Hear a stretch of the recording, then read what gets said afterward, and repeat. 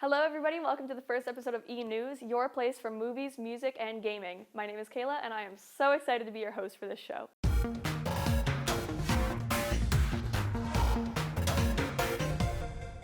Starting off with movies, K-pop Demon Hunters. I know y'all have seen stuff about it, like y'all seen the memes, people posting it in TikTok comment sections, people posting the songs to it. K-pop Demon Hunters was a huge release for Netflix this summer, absolutely dominating the charts, actually taking #1 movies on Netflix, going above Red Notice, Bird Box, Boss Baby, all that stuff. It had like 236 million viewers, and it made like $18 million in the box office.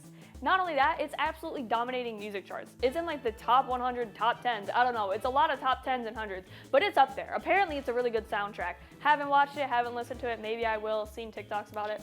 You know, I might have to. So, speaking of music, we had the VMAs recently. Ariana Grande won Best Music Video for Brighter Days Ahead. So, Arianators, you do not need to flood the streets. I repeat, you do not need to flood the streets until Wicked 2 comes out. I repeat.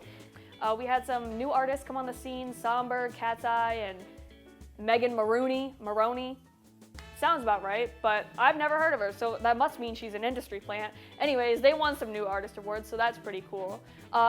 Sabrina Carpenter also did something that was pretty cool. During her performance of her song Tears, she had dancers come out and have signs that said, protect trans rights, love each other, and if you hate, you never get laid. That's why I'm a certified lover. Facts. Actually, everybody really loved it, which is good, because they were all on their feet by the end of the performance. Moving on to games, people absolutely flooded, like went offline. Like anywhere you can buy a game, PlayStation, Xbox, Steam, all that stuff offline because everybody wanted to get their grubby little paws on Silksong, which I haven't played it, I've seen people play it. It's a platformer game. You play as this little guy with a mask, his name is Hornet. People say it's really hard, and you know, it's either game devs being masochists or maybe you guys need to get better.